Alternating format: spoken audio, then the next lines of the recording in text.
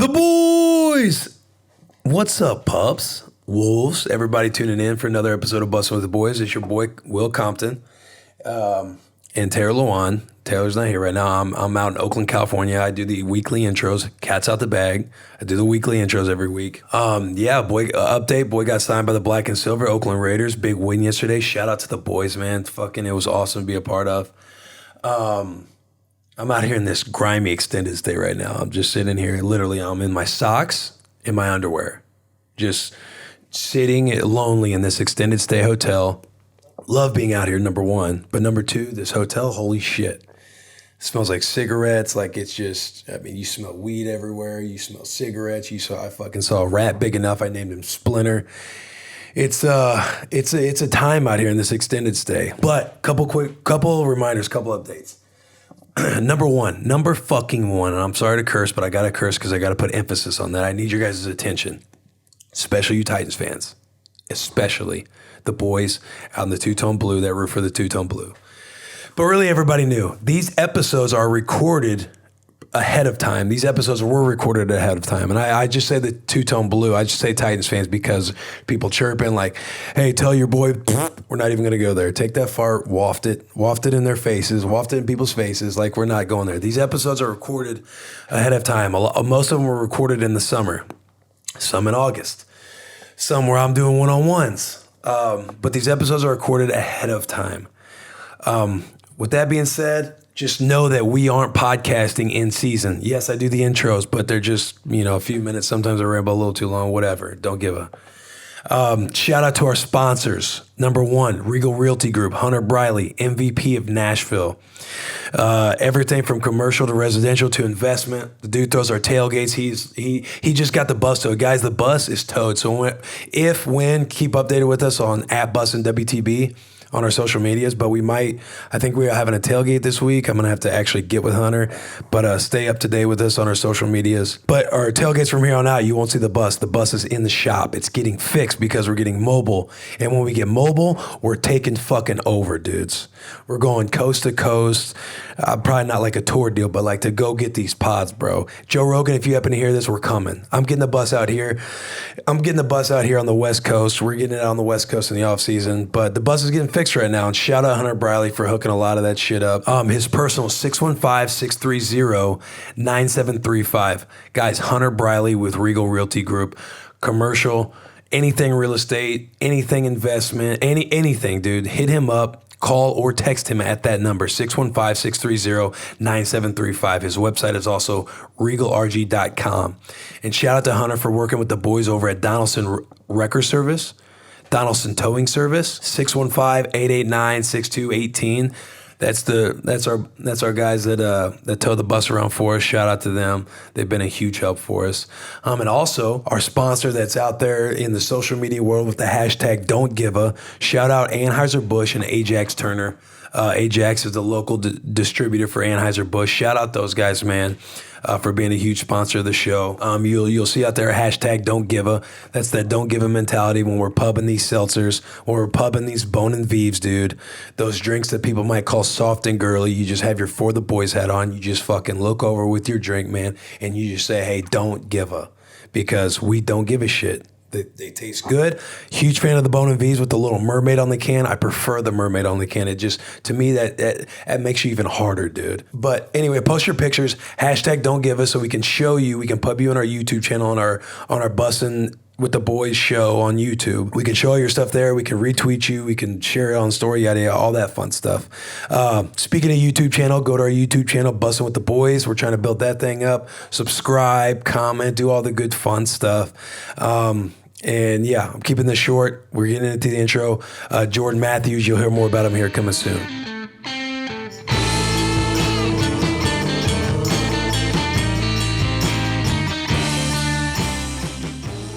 Ladies and gentlemen, welcome to Bussin' with the Boys. The Boys! You might be hearing this little voice right here. You're thinking, I know that voice.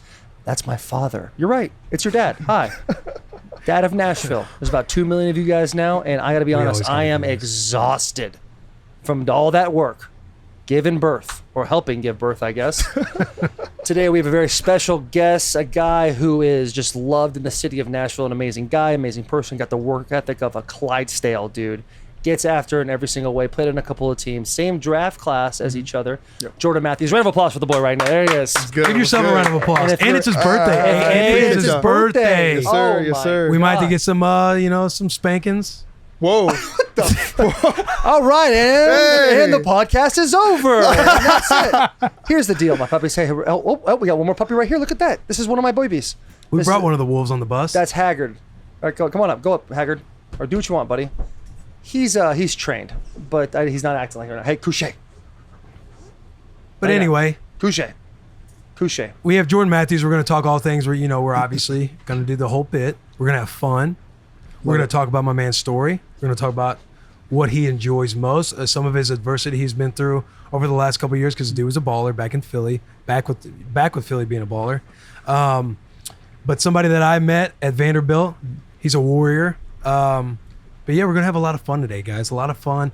One thing we need you to do, here's our call to action. All right, let's do it. Follow Bussin WTB on Instagram and Twitter. All right. Now on YouTube, you want to see this content. I don't have Instagram. You don't? Hey, that's okay. Yeah. That's okay. This is for the wolves. I got a wife.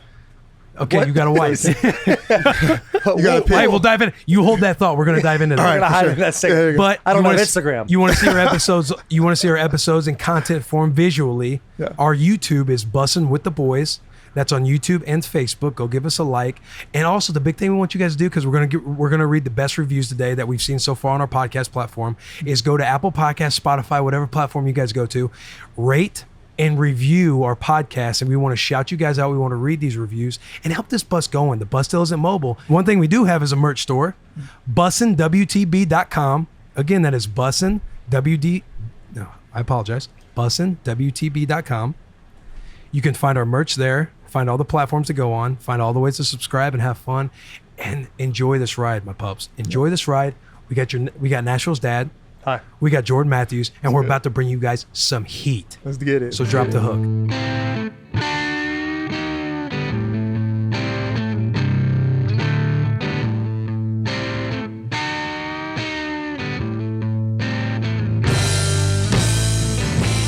All right, Jordan. For a couple of things we got to talk about. Number one, Cool, happy birthday. Appreciate you, brother. How old did you turn today?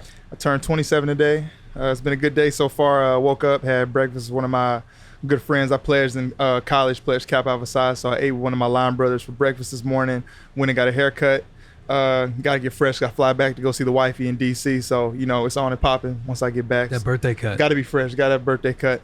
And then went and had lunch. And so now I'm on the bus, man. It's been a great morning so far. Yeah, solid. I wish we actually did bring you a little present, got a little merch on you right there. There you go. You don't even have to pay us for that because it's your birthday. No, all other appreciate guests, they have to pay. Yeah, I feel like I've reached full-on dad mode where all you wear is free T-shirts that you get from other people. Absolutely. So, I walked in with a Vanderbilt one, obviously free, and just got another one today. So I haven't bought a shirt in years. But, hey, I'm full dad mode, so it's all good. Yeah. What brought you to that? What brought you back home? Man, actually, I had to come down for a quick. I do a couple PRPs before the year starts just to get some good stem cells back in some of the joints. This is for your knee, right? Yeah, for the knee. So just, I've gotten to the point where I'm back to 100%.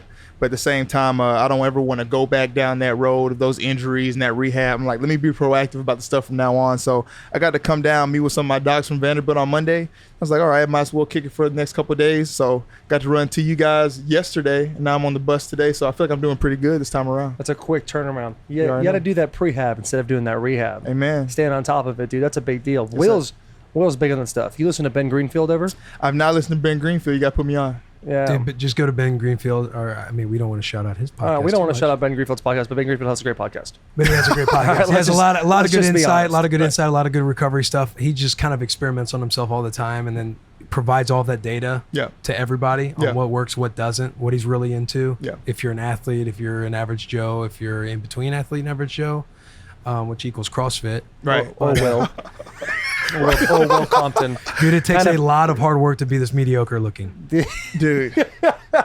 The thing that's important is if there's an athlete out there that thinks, I want to know how to make my body better, Ben Greenfield is a great podcast. This is not the podcast that is going that is going to give you life hacks for those types of things. We're here to have fun times, giggle a bit, enjoy ourselves, and meet some cool people. No doubt. But as far as PRP goes, hit me real quick on what PRP is. I know, but just hit the viewers what it is. So basically, platelet-rich plasma. So whenever you want to get some healing into an area, obviously the biggest things are getting blood and oxygen in that area. That's how scabs heal. That's how bones come back together. And so there's a couple areas in the body, like tendons, especially the patella tendon, where oxygen and blood cells don't actually get to as efficiently. And so the best way to do it is to take your own blood out of your arm and then put it back into your body. We all know that our body has already made healing components. That's a beautiful thing about the human body, but it's just making it a lot easier to take your own blood, put it back into an area, and to promote faster healing. So before the season, a lot of guys will do it. I know a couple of my boys on the Eagles, they still do it before the season just to be proactive. And so, like I said, I had a couple injuries after my third year, and it took me a while, a couple surgeries to really get back healthy. And that's kind of when I learned about taking that whole holistic approach, learning about my body, learning about recovery. And so now, man, it's a full-on job. My wife also plays sports. She's a professional soccer player. Damn. She plays in DC, and she also plays for the Jamaican national team. And so she's all on board with it too, man. So our whole family, man, has kind of got on this holistic train and trying to figure out the best way to improve quality of life. So we're really enjoying it. Now, you did a cocktail of PRP and stem cell, you said? I only did PRP. Just PRP? Yeah. And you're familiar with stem cell too, right? Yeah, familiar with stem cell. If I was recovering from an actual injury, I would have definitely done stem cell. I've actually done stem cell before from an umbilical cord. I've done that before. Yeah, the embryonic or amniotic or embryonic stem cell. I'm not going to butcher the word, but I know for a fact it was from a C-section. They took it out, and then they actually put it in my hamstring when I pulled my hamstring with the Patriots, and I came back in like 4 weeks. So I've got a 2-year-old hamstring right now, but it's going well. Yeah, last year I had a grade 2. I tore my hamstring as well. Yeah. And did the same thing, had or stem cell put right into it. Yeah. And I was back, in 4 weeks. Yeah. Game so changer. it's crazy, man. That stuff really does work. What's up? Nothing. I remember when you had that hamstring issue, and I remember it. I remember talking to the head trainer, and he's like, "Well, trust me, we had the same conversation when you got knocked out." Wow. There's a video of it. There's literally a video of me sleeping on the ground. Yeah, I know. And then they're like, "Man, he's really milking that thing like week after week." Played 13 days later. It's not a big deal. Yeah, what's Taylor been like? He jokes around with me. I don't know why he hasn't been coming to work. Yeah, once you pay a guy, Hey, that's right.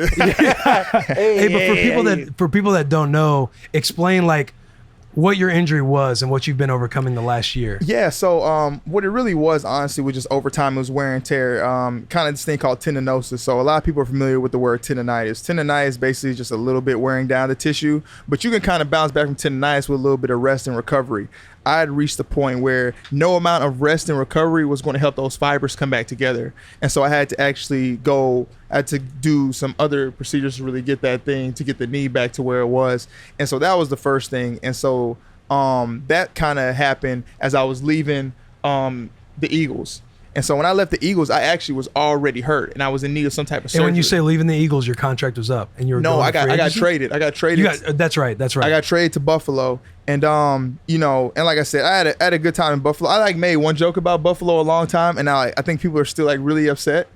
That's fine, dude. I don't know if I'm going to go back, so I don't really care if they're all mad at me. But at the same time, though, I did enjoy myself there. But when I got traded there, I was already hurt. And so I was in need of surgery. So I literally told my receivers coach, like, look, I could probably give you about 10 good weeks, but I need to go get surgery because I'm going to end up hitting free agency and I want to be healthy. So I played like 10 games, man. And I was hurting the whole time. From the tendinosis. From the tendinosis, because I needed an actual procedure at this point. And so after the season, or after those 10 games, they put me on IR. I went down to James Andrews in Florida. They did this thing called a 10X procedure. So what they did was they go in, they extracted the bad tissue, took bone marrow out of my back, spun that around, those stem cells, and then injected into my knee. And I actually was in a straight leg knee brace. And I also had an ankle injury. They took out my os trigonum. It was a bone that also got fractured before I left the Eagles. Yes, yeah. I was playing on 2 bad wheels the whole time I was in Buffalo. So that offseason, I had ankle surgery and basically I won't say knee surgery, but it was a pretty serious procedure. Oh, okay. And so when I woke up from surgery, I had a right boot on and a left leg knee brace. And I had to recover like that. And that's how you entered free agency. That's how I entered free agency. What was your That's free agency brutal. process like? Honestly, man, it was a trying time, man. You know, because statistically, when I left the Eagles, you know, productive. Yeah, I had more catches than anybody in Eagles history through the first 3 years. If you looked at guys like that came in with Devontae Adams, these guys who I have a ton of respect for, Right. and numbers don't say the whole story, but we know for a fact there's guys that are getting paid strictly off numbers. Correct. You know, No so doubt. Yeah. and I feel like I had the numbers to warrant a good contract, but all because of those injuries and going to Buffalo and having that down year and having to go get surgery. Literally, I didn't get calls for the first 4 weeks of free agency, and then all of a sudden, Bill Belichick and the Patriots call. Yeah. And so they call me, bring me on, and like, you're not missing any time with them. Like, Right. OTAs are pretty much like training camp. And so, man, it was a very trying time for my family, man. We had to definitely lean on a ton of faith, but I have a great wife, man. She supported me big time. And so I went to OTAs. They signed me to a contract. I won't say the specific numbers, but the numbers basically were if I made 90% of the offseason workouts, that I would get a good amount of money. I probably got signed to that because they didn't expect me to be able to get through every single Right. workout. Mm-hmm. But man, you know, stayed strong, kept getting better, and took that holistic approach that I told you about. Made all the workouts, collected a little bit of cash, and then once I got released from them after I pulled my hamstring in camp, I went back to the Eagles, went to the playoffs. Man, I feel like I'm back on my feet. That's awesome, dude. Yeah, and, man. and you were going on other visits aside from signing with the Patriots. Yes. Because remember, I went on my visit to the Titans. Yes, that's true. And you were like, I forget like why we were texting. I think I was Yeah. just training in Nashville. Yeah. And we were trying to link up and train together. Yep. And you were like, yo, I got a visit coming up too. Yes. And we were both kind of excited about Yep. us both kind of playing, but Yeah. you just never know what's going to happen when they go in and do all the medical stuff. Yeah, you never know. You know, and honestly, I was at the point where I was like, okay, you know, these teams know, they still look at me like, you know, okay, what's his identity? He's a pass catcher. He'll come out here, he'll run routes, he'll work hard, he'll catch the ball. And as I get older, I'll be great for the young guys because I don't got as much skin in the game where it comes like, I'm not going to help that guy out. Like, I want to see everybody get paid. I'm more of a guy that wants to be cool with guys in the locker room too. But I got calls from like Green Bay, you know, obviously the Patriots, Titans, and so, but they were all on league minimum. So, Correct. so I went Yeah. from a second round draft pick, 1.1 million guaranteed, putting up these numbers, having 1 year that was down, and Right. now here you go. We'll try and give you $800,000, and so that was kind of hard. But I was like, I'm gonna pick a team where I know I Best can work my opportunity. butt off, Yeah. get the best opportunity, possibly get the ball, and then now you get a chance to increase your value. Went to the Patriots, and dude, it's crazy. It's like Bill Belichick has like the Midas touch. If you get, I would tell every free agent, if the Patriots call you like undrafted free agent, just go to the Patriots. Don't do that. Well, I know, no, Don't say that. Well, I'm just saying. Please don't do that. No. You're right, though. I'm saying, but here's the only thing, and shout out to the Niners. I'm not just trying to, you know what I'm saying, probably the Patriots. I'm saying this is what I saw happens though. These guys will go to the Patriots. They might do terrible, but every other team is trying to steal guys from the Patriots. That's They're like, true. oh, if Bill Belichick thought he was good, he must be good. It's Right. like, If watch, Bill gave him a chance and he barely didn't make it, maybe he's he'll good make it for on us. ours. It's like, dude, watch your own film. And so, honestly, that's what I realized, man. Like, I was at the Patriots for a little bit, was doing strong in camp, had a good off season, was healthy, and then after I even pulled my hamstring, I got calls from some contenders. Right. Like from some serious contenders, still wanted to be on league minimum, but more calls than I got during the free agency. And then once the Eagles called, it was like no brainer. Like, I know these guys, I know the system, good friends with Carson, so let's go. What's that like when you go from being on a team, Yeah. leaving and coming back? Yeah, I would say honestly, it's great unless they win the Super Bowl the year you're gone. Yeah. And then Yeah. it sucks. Yeah. It absolutely. That's gotta Dude, be I can't stand. true, I hope man. you guys have a ton of people listening right now. If you see me, I was not on the Super Bowl team, so please don't ask. Every time I tell somebody, "Oh, I played for the Eagles for 4 years." Oh, congrats! Shut up. Like I didn't win. I didn't I win was. it. I was not there. What a It- kick in the bro. balls, It sucks. dude. And then I was with the Patriots this past camp.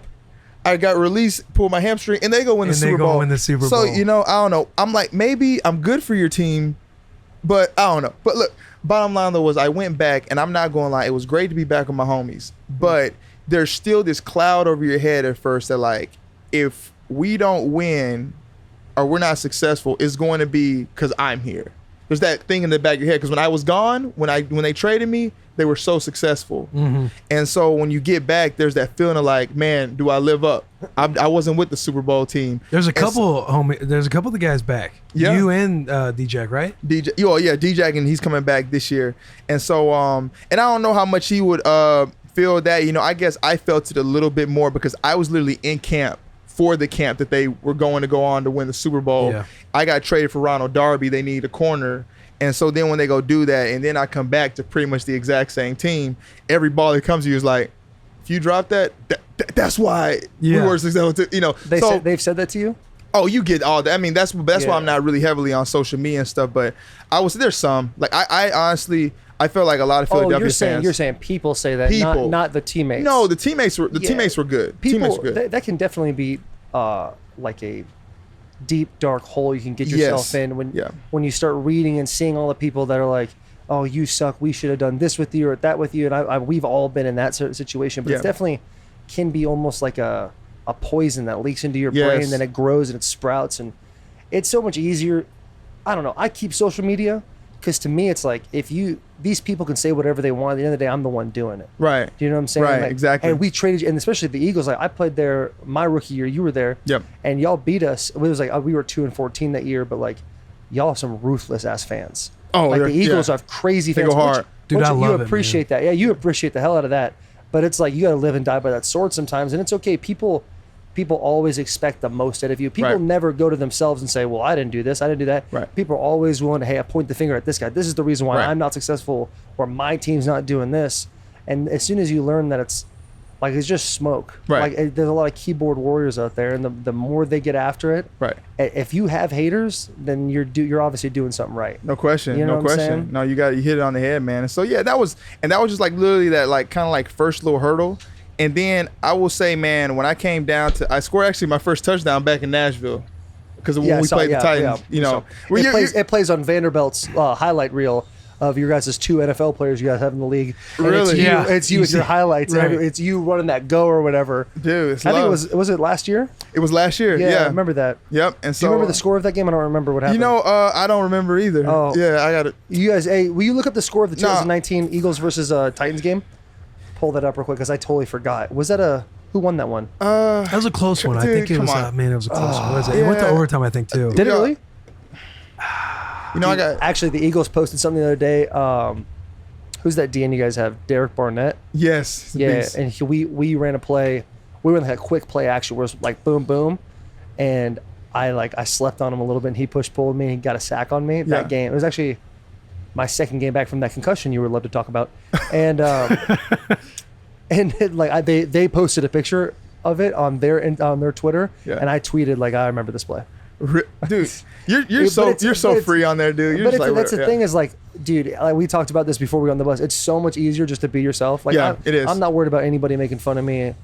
No one's gonna make fun of me more than me. You know what I'm saying? No one holds himself to a higher standard than I do. Right. So obviously, if I give up a sack, like it's not gonna be like, no, that never happened. It's like, well, yeah, it should happen, dude. Yeah. And it's like, it's just fun. It's easier to make fun of yourself because Will does a good job of this. He gets his ass in front of every joke people are going to make on him. I love it. That's what you got to do. You got to get out. No, I love it. No, I've always told people, like, I take this approach now with everything. I either engage or evacuate. That's it. Like, so when it comes to social media, like, I know how I'm wired. I'm a communicator. Right. So words mean a lot to me. You know what I'm saying? So if I know, like, okay, well, you really going to put the score right? oh, there it is. Oh, wow. There it is. 26-23. You know what? Overtime. Now that I remember, Corey Davis had a touchdown. He did. At the end. Caught it. He did. We won. It was like a walk-off. I'm with the Niners now, so, I can't really. It doesn't affect me the as Bay much. Area is sick. I love San Francisco. I love it, man. I love it too. It's Santa Clara. It's more Santa Clara, or something, but it's awesome though. You play with Sherman out there? Yeah, he's great. He's a good dude. He's a really good dude. Very intelligent. And one thing that's not taught, he loves his teammates, man. Dude, he seems like that really kind of dude. does. Yeah, great. He's dude. like that out at the NFLPA meetings. Like he's always like chopping it up with everybody, and he's like works hard to try and get stuff done and be heard and talk about stuff, issues, and he's always on board with everybody. Anytime I've seen him, he's been really cool. Yeah, I was with him.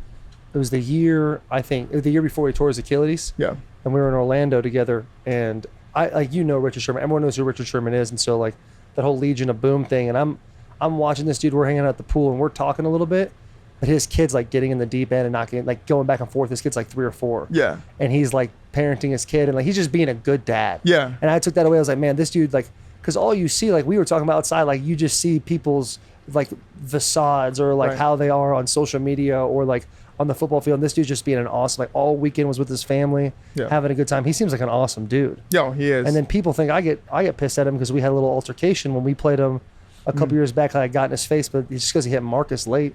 Yeah. But I still think he's an awesome guy. Like he's a really good person. Great dude, bro. Yeah. Great dude. I can't say enough about him. Yeah, no, We got a good no team, doubt. good culture. You got Jimmy Garoppolo out there too. He was in our draft class. Yeah. Most handsome dude in the league. Oh, he's a beast. Yeah. Have Yeah. you brought up the do people chirp him for? Yeah, the first day. You First day. Because you got it. Because I'm not gonna. I can't do that. We're talking about him being out there with that chick. With That's what I'm talking about. With the porn star. Yeah, with the porn star. Yeah, of course. First day. Love I mean, that. like at this point, you know, it's like it is. I mean, it is what it is. It is what it You know, is. it's like you're in public. Yeah. What's that if you got caught? What'd you ask him? You know, why?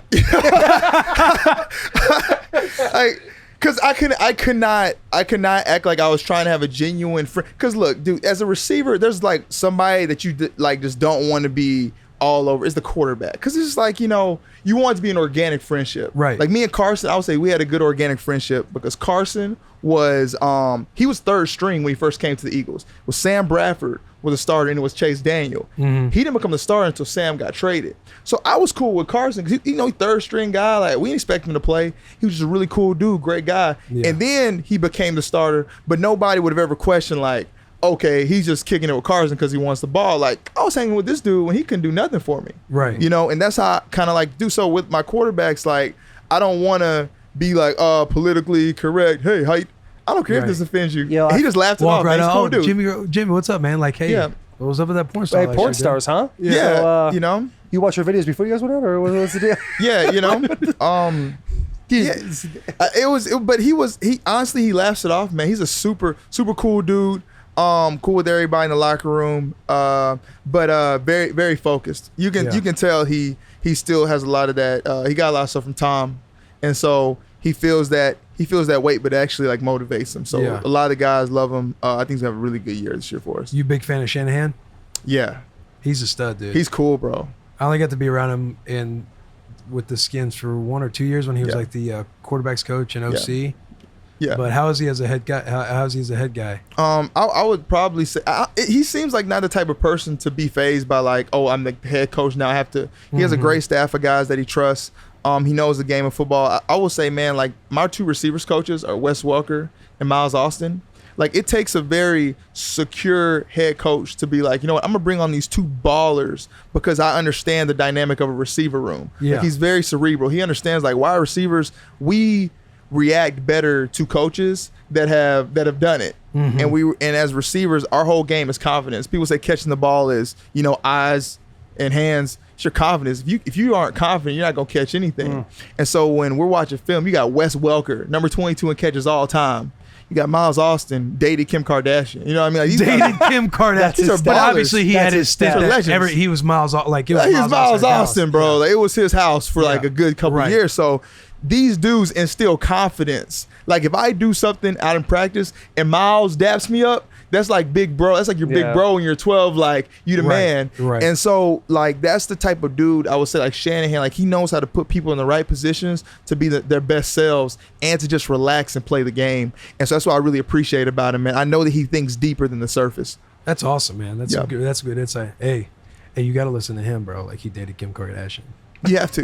You Yeah. got to, dude. He's got some stories. Does he ever talk about it? I mean, he played with me at the Eagles, so I know all like the stories. But Yeah. I've told the guys like we gotta wait till like 3rd week of camp when it starts to get kind of tiring. Yeah, Right. yeah. You got to bring out Release those those stories. stories. Yeah, we gotta get for some juice for practice. Like, Dude, that's funny. That is crazy. You played with him, and now he's your coach. yeah, it was one of the big reasons why I ended up going to, just because like, you know, I'm big, like I said, I'm big on relationships, man. Like I love spending time with good people because currency that only provides so much happiness, you know. So I want to I be love that, around dude. good people and good community, and so Damn, dude. that's what I like about Miles. You Currency definitely got a only really good provides head so on your much- shoulders, man. Got good people, man. Good family. Currency only provides so much happiness. Yeah, That's Mark solid. it down. You good, Haggard? You get that? That's a good boy. yeah. Got the puppies out here. Love it. I love it, dude. That's awesome. You really got like stuff taken care of. How long you been married for? So I've been married for 2 years now. Like I said, going on 3. Like I said, great wife. We actually went to Vanderbilt together. So I was a junior. She was a freshman. So I was like, okay, I need to talk to her before any of the other football players do. You know, I got to mark my territory. It's like Haggard. Yeah. And so basically, man, we became really good friends though. And I think that was the best part about it was like she wasn't just going to be like all over me because I was a football player. So we developed a really good friendship. I ended up going to Philadelphia. She got drafted to the pro team in DC. And by that time, I kind of was like, I always knew I was going to be a family guy. Like my dad's been married to my mom for 31 years. That's awesome. That's in my DNA. Like that's what I know. You know, I always saw a man waking up, going to work early, coming home, eating at the dinner table, loving on my mom, treating her right. Like my dad would get gifts from my mom on holidays. He'd be like, hey guys, like, do you think this is good? Like, do you think she'll like it? Yeah. And sometimes she would hate it and take it back. He used to be so dejected, but he'd come back with that. But Right. But he'd come back with that same energy the next holiday, like this is gonna knock her socks off. And so that was the type of effort I saw in a guy, like to treating his woman the right way. So that was kind of how I was brought up.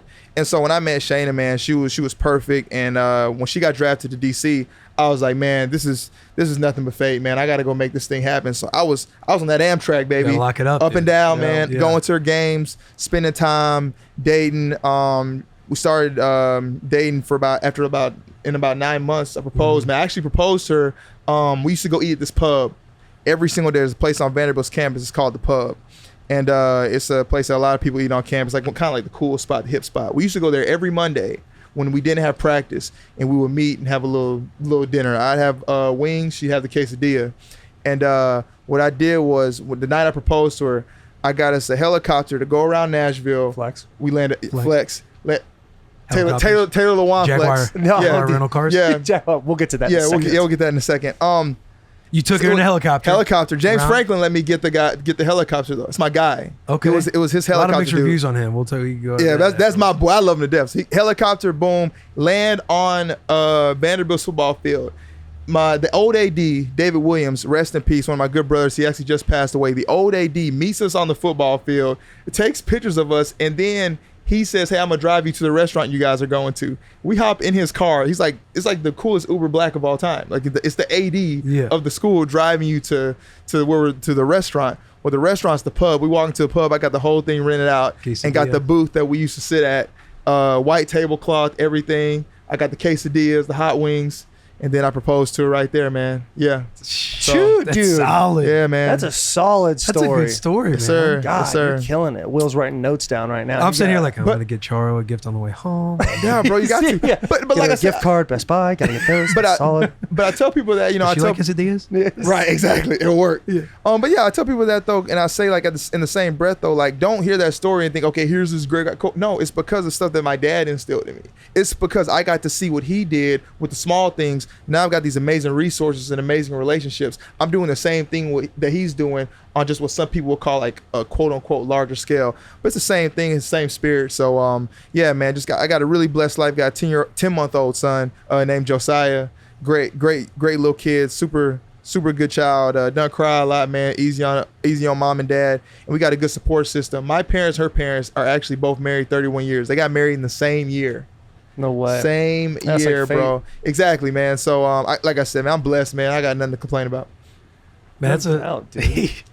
you got to put together, man. That's Well, awesome. where do we go from here? The guy's perfect. Let's move on. No, that's not true. Who's our next guest? You were mentioning it outside the bus, 27, you're getting older. You're getting older. You know, as football players, you talk about like, you know, you're back 9. Right. What would you like to do after football? You know, I would say, man, there's a couple of things I really do love, man. Obviously, family's big for me, but man, I love Vanderbilt. I love the school. I love what it stands for. You're Mr. Vanderbilt, huh? Not Mr. Vanderbilt to the public eye, but dude, you internally, you're like, you love Vanderbilt. Internally, because you got David Price, a stiff competition. You know, guy Jay Cutler, like Jay is smooth, man. A lot of people think he's like an a-hole. That dude, if I ever call Jay and I'm like, hey, I need you for a charity event, he's like, I'm there. He's played in my basketball, I didn't even know Jay. What if you played call him and basketball. ask him to get on Bussin with the boys? He would do it. He'd be best with the boys? I think he would. He won't probably talk as much as I do. No, it's but all he'd right. be here. Like he's a great dude. We don't need to. We just need to do sit you know there. who Zach Mettenberger is? Yes. So Zach Mettenberger's birthday is today as well. Really? Yeah, he just turned 28. He's a king of Nashville too.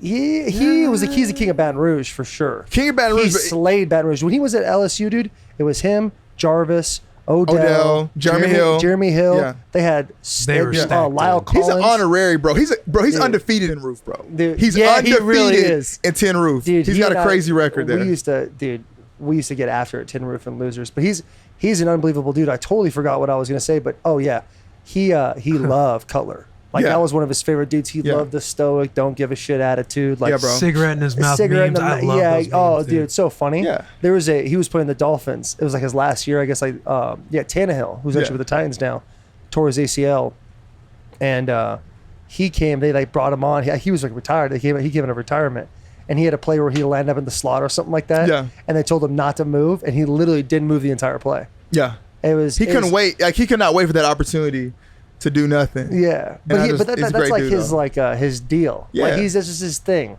Like the guy seems like he doesn't give a shit, but he gives so many shits. But people are so interested in him because of that. He's true to form. Yeah, I feel like they can't break past that barrier he has. Exactly. We'll break it. Exactly. Break you guys definitely we'll knock could. down dudes like the Berlin Wall, dude. We'll take that thing down, dude. No matter. You're experiencing the character of this bus. There's a train that goes by anytime we're doing an episode. This is like the second one going on right now. This is the second. You were in the middle of saying something before, but I usually have a big thing about. For those of you listening, if you hear a train outside, that's because we're by trains. That's how it works, right? That's how it is. The AC is on.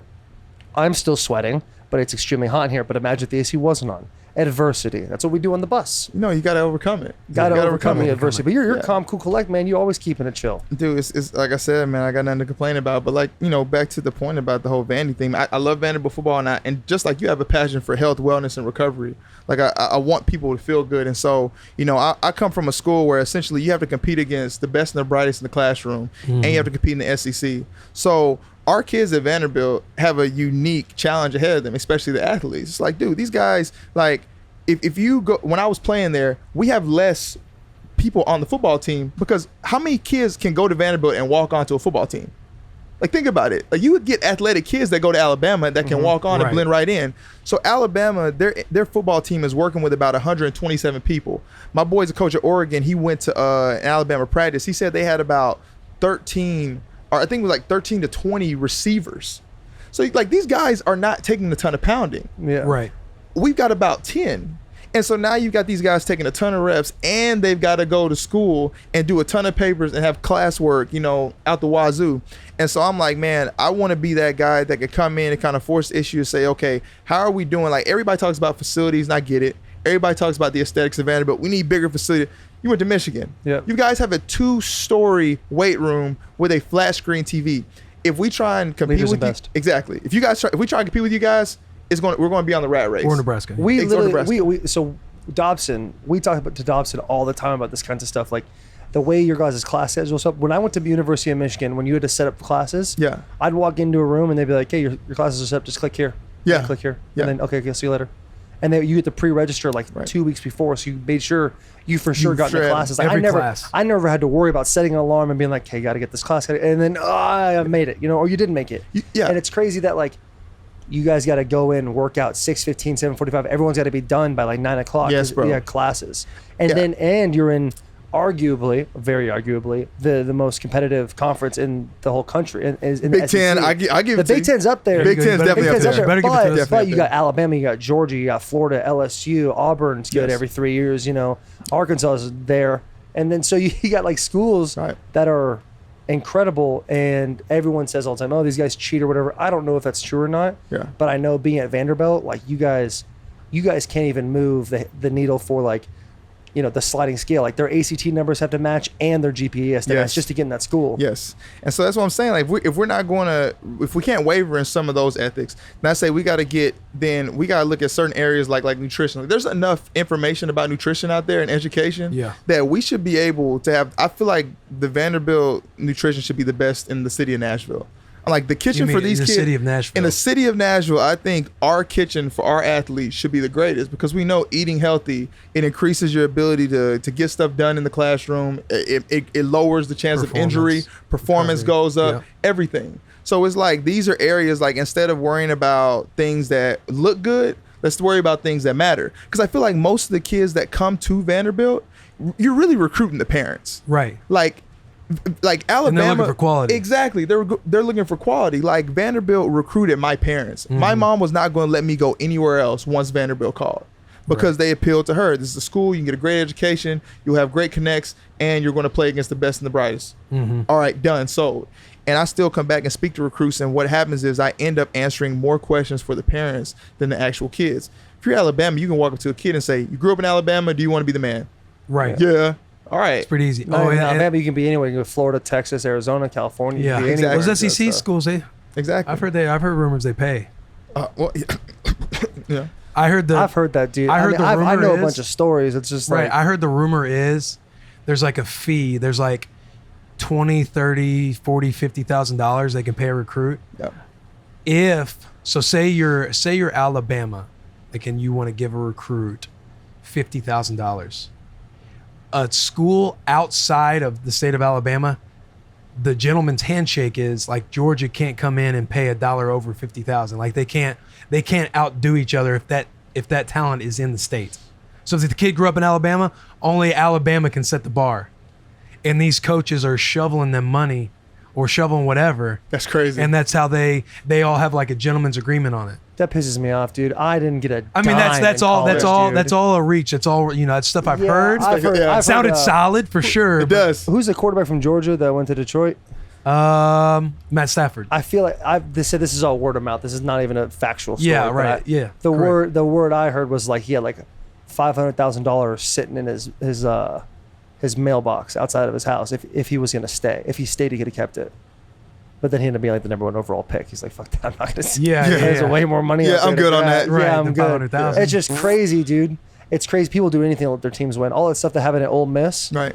Like, how do you get the number 1 receiver, the number 1 tackle, the number 1 blah blah blah, like number 1 Right. defensive end Right. to Ole Miss? To Ole Miss. Come and on, apparently dude. that was stuff where they went over that a little bit. Yeah. In those other schools, like there were Yeah. people way behind the scenes. They that got ended up Ingram, they got telling on each Kandichi, other. and they got Laquan Treadwell. And they got Larry Tunsil too. Larry Tunsil. I think Larry Tunsil's from like Chicago or something Yeah. like that. Yeah. And like so I think there's like a high 4 or a 5-star that Vanderbilt got over the last year. I think he was a backer, Dobson.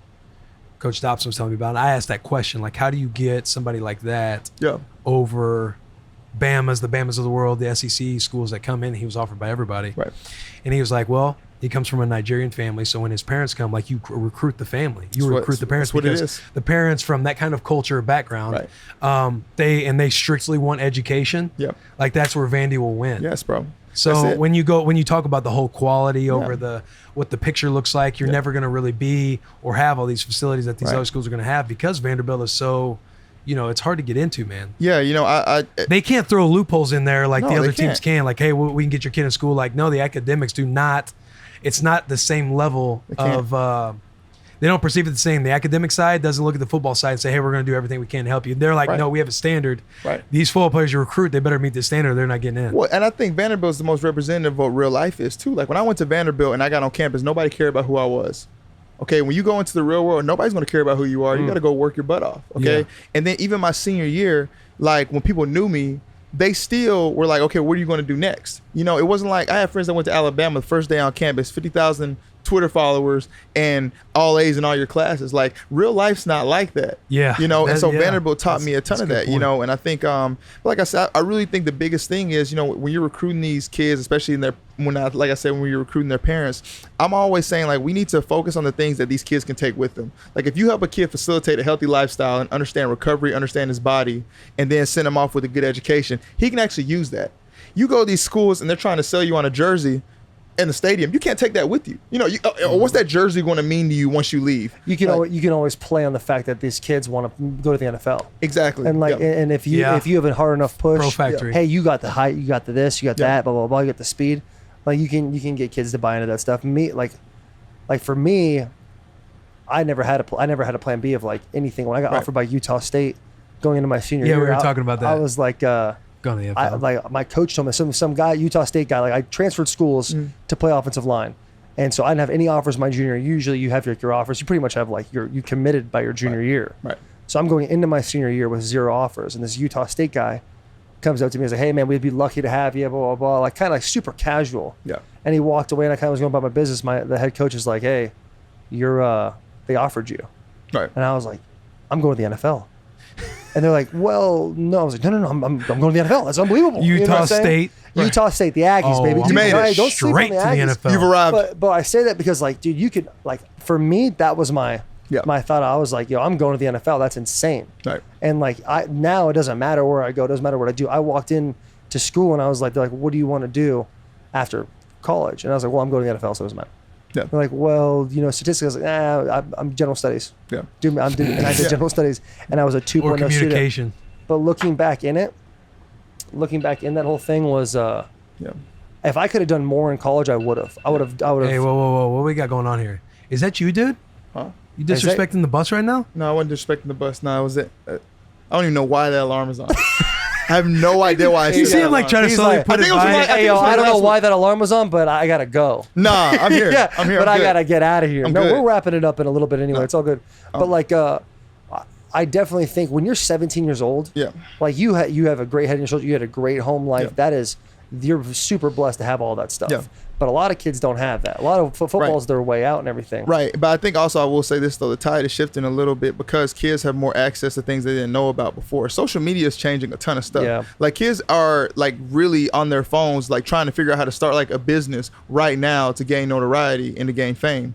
When we were growing up, the only things we saw were TV actors and athletes. And rock stars, And yeah. rock stars. So I think we were more inclined to think if we're in corporate America, that's boring. And if we go to the pros or entertainment, that's fun. Right. You know- you never thought once about like, I'm going to have a, you know, Insta or a YouTube channel or any of this. Like you just kind of were like, what do you want to be? I want to be a baseball player. And that was it. Exactly. Yeah, it's crazy. And so I think there's more information out there, and I'm telling you, like being in Santa Clara has showed me why. Because think about it, Stanford. technology out Exactly. there, Stanford's yeah. extremely successful on the West Coast, right? Right. And the reason why is because education is actually like really uplifted in the West Coast. Like that, like being around tech and Right. starting your own It's a big business. deal. That's a huge deal. So when kids get a scholarship from Stanford, that's like the golden ticket. Okay, now I can do both. I can start my podcast. I can start my business.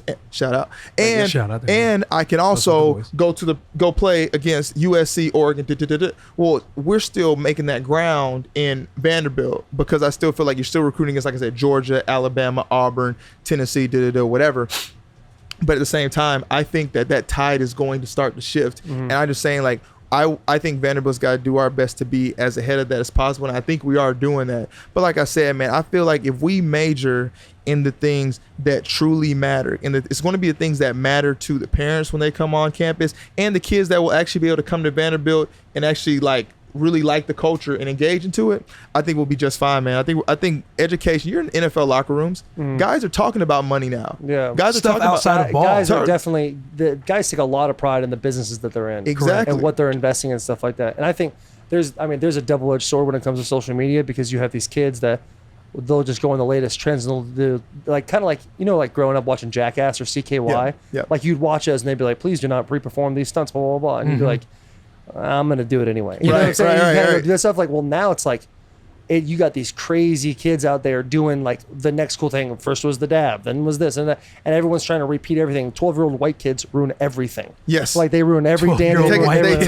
take it and they butcher it. They butcher the whole thing. They do this thing right here. Like, Yeah. Yeah, all and the you're dances. sitting there in a game like, what are you doing? Fortnite Fortnite dances. for the white Oh kids, my man. gosh. And Yeah. it's where you look, these little white kids are in stands doing the Fortnite dances. I'm like, son of a bitch, dude. I think Yeah, the it best thing, sucks. the coolest thing though, like is like growing up in the 90s or the early 2000s compared to now is you do have that outlet to say like I can really be whatever I want. Yes. And no one's gonna go, well, I'll sell insurance. No one wants to sell insurance. And if somebody's listening who sells insurance, you don't want to. Yeah. You know what I'm saying? Like everybody has a dream, and at some point they were told that well, it's not realistic. You can't be an artist because well, artists only really make money when they're dead. Right. You know what I'm saying? Then they all of a sudden get famous. Their art sells. Like it gives you opportunity. Like you can display that thing. And all it takes is one person Yep. to click retweet, and then one of those people say, "Holy, that's actually pretty fucking cool." Yeah. And they click retweet on that, and then you get dudes like, you know, with millions of followers retweet that thing, and that's easily blown up. And then all of a Exactly. sudden you have a business without even trying. Exactly. It's huge. it opens up a lot of gateways. And I just really hope people use it as an opportunity instead of just an opportunity to be like 5 minutes famous. Like use it as an opportunity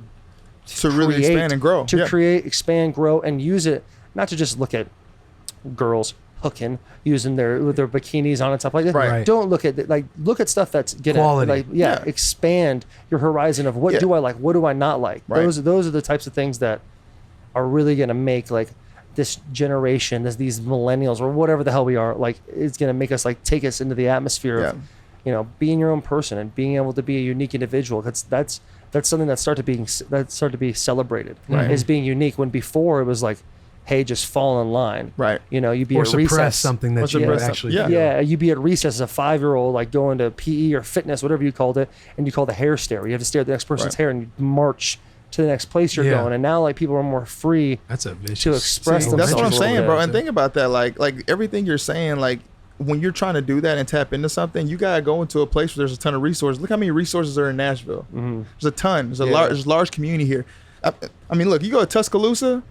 If you don't get out balling, what you gonna do in Tuscaloosa? Nothing. Yeah. And Not a also, whole lot. exactly. And then even hearing you say this, Taylor, you have a son or a daughter? 2-year-old daughter. You have a 2-year-old daughter. So let's say you have a son, and later on, like there's stuff that you know about that you're gonna know about post football. Yeah. That if somebody came to you from a school like Vanderbilt and said, like, bro, you know the truth. Your son's probably gonna have the ability to go out and be just as good as all these kids at these other schools, but he's going to want that extra thing in his hand that's going to help him post. Right. We just got Kenyon Martin's son on the basketball team, and we got Scottie Pippen. I guarantee they got recruited because they both have dads that play in the pros that know there's more to basketball. You know the crazy thing that you mentioned that, and I really haven't thought about that until you just mentioned it, is I never even thought about my kids playing sports. Right. I just thought like whatever they want to do, I got to figure out a way to connect with them in that way. Like Right. that's my fear is like, if my kid is, wants to be an artist, I don't have an artistic bone in my body as far as like painting. I can't paint shit. My brother can paint, but like to be able to, how do I go and how do I like have a relationship with him in that way? Because the only thing I'm used to, I've been playing sports since I was 5 years old, probably earlier than that, but like what I remember, you know what I'm saying, organized. And so it's like, how do you go? Like you said, you might be on the back nine. I got about 10 or 15 years left in me, but I'm saying like, I love it. when I am done, like that's all I'm going to know is sports. Right. And so I'm trying to diversify myself now, doing new things, trying new stuff, just to see if I like it. So when my kids are at old enough age, like any kind of route they go, I know that I don't need to be overbearing, but I can at least figure out like how do I relate to them in whatever way it is. And I think the thing too, though, that you speak to, man, like you have obviously like the fact that you have great work ethic, you're disciplined, and that you try new things. Those are characteristics that even if I said, okay, I want to be an artist, if I work hard, I'm dedicated, and I like to try new things, I'm going to be successful. If I want to be a doctor, and I take that same approach. So I think one thing you definitely don't got to be nervous about is the principles and the characters already there. So even if your child were to do something that you don't completely understand, I think those building blocks in that foundation is going to help them still be successful. Because I worry about the same thing, man. Like my wife's a professional athlete, so we have this son. Everybody's like, he's definitely going to be. When you said I was like a pro athlete. Yeah, exactly. That's what everybody thinks. Genes. Exactly. And I would even say personally, I'm inclined to be like, oh, he's definitely probably going to play sports too. But he has his little piano. He loves playing that piano. Just knock it out of his hands. Hey, cut that out. Yeah, like stop that. No, but give him a football. Yeah, hey, cut that out. Yeah, just give him a ball. But if he wanted to do that, and like I said, I stopped playing piano when I was like 12. There's like really nothing I can really give him in that department. Yeah. I would still say, man, you know what though? One thing I would say, there's a couple things I definitely live by. Relationships. I believe that relationships more than anything more matter if you're going to try and be successful. I believe you got to do more than what's required. Like if you only do what's required, you're never going to be great. If Vanderbilt and Alabama work out an hour, 30 minutes a day, we're going to lose every single time. So you got to put in more time if you're going to catch up. You hate Alabama. Yeah, well, I'm from there, didn't get a letter, so it's all good. I'm gonna keep jabbing. But it's all good. I'm gonna keep jabbing. Yeah, so obviously do that, and then obviously I've always told people, man, like nobody cares. Like I'm gonna tell my son, when he gets older, like if you want to have a pity party, understand there's 80% of people don't care about your problems, and 20% are glad you have them. Right. So you be better off, like whenever you're going through something, just to go ahead, internalize it. If you need to shed some tears, shed your tears. You need to get back to work. Right. And so like those principles have nothing to do with strictly football. Like, absolutely, because those people aren't losing sleep. Exactly. You're the one going to bed thinking about what everybody's saying about you. They're saying whatever, and really they don't even care as much as you think they do. No one gives a shit about it. And they're sleeping just fine. So you're a slave in your own mind, thinking that people care about you. Exactly. On that kind of that kind of magnifying glass. Exactly. So I'm like, yeah, you want to go do real estate? Take those same principles. Right. Not caring about what people think. Caring about, like, as far as the relationships, your own personal ones in your family, communities that you actually stay in, and then also doing more than what's required. Like, do some overtime. Be the first one in the building. Don't be afraid to work hard and see how great you can be. And then let the chips fall where they may. Yeah. Dude, Vanderbilt needs to do something with you, dude. You're like a walking billboard for those boys. Dude, and you do a hell of a job. You do a really good job. No, I do. I love it. What do you man. want? You want to be an AD, huh? You were talking about wanting to maybe be an AD. We'll see, man. I've got a lot of respect and love for Malcolm Turner, the new AD that just got hired. People know that I had a really good relationship with David Williams, the old AD. And so, I kind of want to see from the top. Malcolm's been nice enough to let me come and speak to him on a couple of occasions. He's going to give me an opportunity next offseason to kind of just walk around and let me see from the top, like what sports administration looks like for him and for that type of career and stuff. What does it take? What kind of degree do you need to get? Do I have to go back to school? I just kind of want to just learn from that space. And then, more so, I think after that, just kind of figure out where I kind of fit in and how I kind of want to go about my next career. But I know I want it to be at Vanderbilt, and I know I want to be in direct conjunction with the football team. Like, I love Vanderbilt football, and it's a really complex thing trying to be successful with them. So I'm like, man, that's kind of exactly what I want to do. My wife loves the city of Nashville. My in-laws live in Georgia, so they're like 3 hours from us, and my parents are from Huntsville, Alabama, so they're like 1 hour 30. Right. So it's a perfect central location for us to spend time with family. So, man, like, this is home, man. We love it to death. This podcast is going to be a resume for them. Oh, easily. We're going to push this stuff to them. We're going to give you the content. Like, we're gonna make everybody aware. Dude, I would just be happy with a shirt, but I'll take it. Well, you got a shirt, and it's your birthday, so happy birthday! Thanks for freaking it. coming on, man. I know you got to get rolling somewhere. That's why that alarm went off at 2:00. No, you even told me, 2:00 you had to be somewhere. So actually, no. When we originally set the call, I think it was going to be at 3. That 2:00 one was to be like, hey, like, wake up, or you actually have to be there at 3. You got something to do in an hour. Yeah. Like, so whatever you're doing, stop. Organized like that. Yeah. But then you won't believe it because I was a little bit late. I still don't believe you. I still don't believe you. Worst AD ever, dude. Worst AD. No, thanks for coming on, man. Taylor, anything else for the boy, man? Dude, that thanks. was awesome. I appreciate you guys, man. All right. Unreal.